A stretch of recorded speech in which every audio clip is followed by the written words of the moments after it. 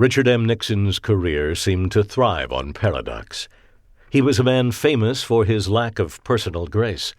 Yet he became the only candidate in U.S. history who was twice elected both president and vice president. In the moments of his greatest triumph, he planted the seeds of future self-destruction, while his most public failures only seemed to gird his determination to mount ever more astonishing comebacks.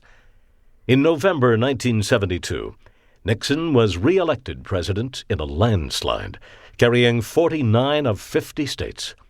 But in the midst of that election campaign, Nixon's paranoia and distrust led to his downfall.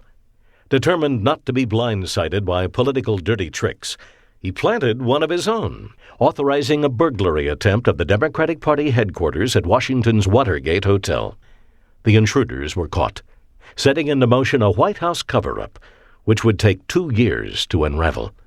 Yet unravel it did, leading to televised Senate hearings with all the drama of a daily soap opera. By the summer of 1974, many of Nixon's top aides had resigned and were under legal indictment. Finally, a tape recording system Nixon had installed in the White House provided evidence that the president had been involved in the cover-up all along. This is an NBC News Hotline Report. This is Steve Porter. The rapidly unfolding events in Washington point to the resignation of President Richard Nixon today. An announcement was made at the White House a short time ago, and on the line with me to discuss that is NBC News White House correspondent Russ Ward in Washington. Yes, Steve, there's no doubt in anyone's mind now that the resignation announcement will be forthcoming tonight. We were informed at 11 o'clock this morning, Eastern Time, that the president had called the vice president into his Oval Office for a private meeting. That private meeting lasted an hour and 10 minutes. A short time later, Press Secretary Ronald Ziegler came into the briefing room and had this announcement. Tonight at 9 o'clock, Eastern Daylight Time, the President of the United States will address the nation on radio and television from his Oval Office. Facing near certain impeachment, Nixon spoke on television to the American people on August 8, 1974, and announced that he would become the first president in U.S. history to resign from that office. I have never been a quitter. To leave office before my term is completed is abhorrent to every instinct in my body. But as president, I must put the interests of America first.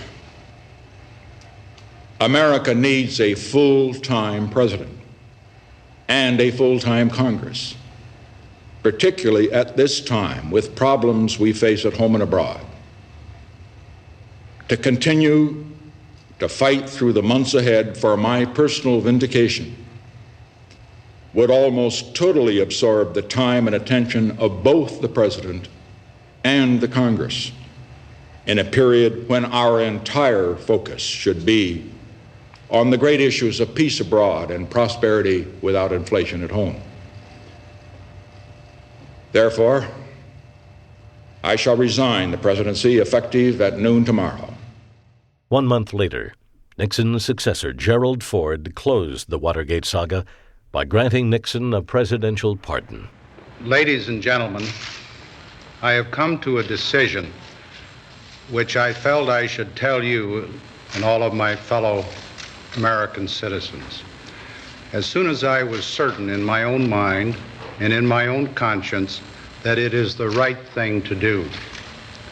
There are no historic or legal precedents to which I can turn in this matter, none that precisely fit the circumstances of a private citizen who has resigned the presidency of the United States. Now, therefore, I, Gerald R. Ford, President of the United States, pursuant to the pardon power conferred upon me by Article 2, Section 2 of the Constitution, have granted, and by these presents do grant, a full, free, and absolute pardon unto Richard Nixon for all offenses against the United States which he, Richard Nixon, has committed or may have committed or taken part in during the period from July 20, 1969 through August 9, 1974. For several years after that, Nixon slipped from view, and many observers assumed that his public career had ended at last. And yet, slowly but surely, he came back once more. In 1993, he returned to the House of Representatives and began his speech by humorously echoing General Douglas MacArthur's famous farewell. "Old politicians may die," he told the assembled congressmen, "but they never fade away."